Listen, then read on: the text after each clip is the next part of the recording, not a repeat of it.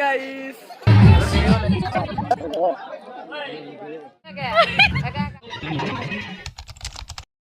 আজকে ছিল ধ্রুবজিৎদা অ্যান্ড দিয়ার রিসেপশন পার্টি, তো তারই উদ্দেশ্যে আমরা চলে যাচ্ছি। এখানে আসার পর দেখো খুব সুন্দর করে ডেকোরেশন করেছে, ওদের ফটো লাগিয়ে, মানে কেকটা তো খুবই সুন্দর সাজিয়েছে। এখন যত ভিতরে ঢুকছি দেখছি আরও সুন্দর করেছে।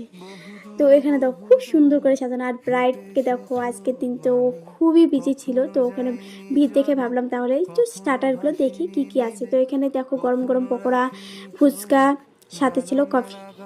ফাইনালি বান্ধবীর সাথে দেখা করার সুযোগ পেলাম। আমি চলে গেলাম স্টার্টারে, ওখানে কফি নিয়ে নিলাম। কফিটা খেয়ে তো ভালোই লাগলো, খুবই ভালো ছিল কফিটা খেতে। শুধু শুধু কফি খাবো তাই পকোড়া দিয়ে কফিটা খেয়ে নিলাম।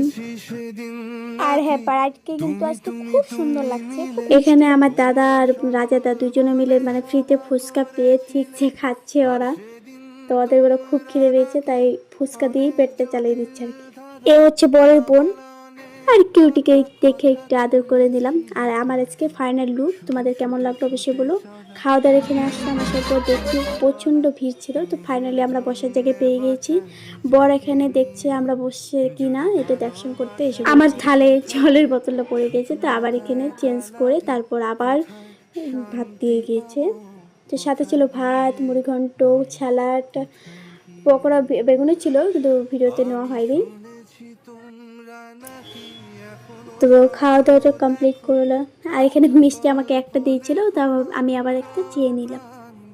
তো খাওয়া দাওয়া কমপ্লিট করে চলে আসলাম এখন পানের এখানে। তো আমি তো পান খাই না, তাও এখানে আসছি, তো বিয়ে বাড়িতে আসলে একটু পান না খেলে ভালো লাগে না।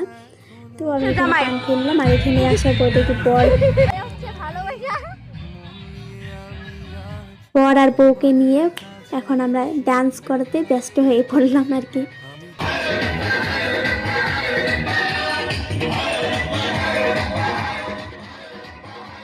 খুব এনজয় করলাম বান্ধবীর বিয়েতে, দাদার বিয়েতে আর কি।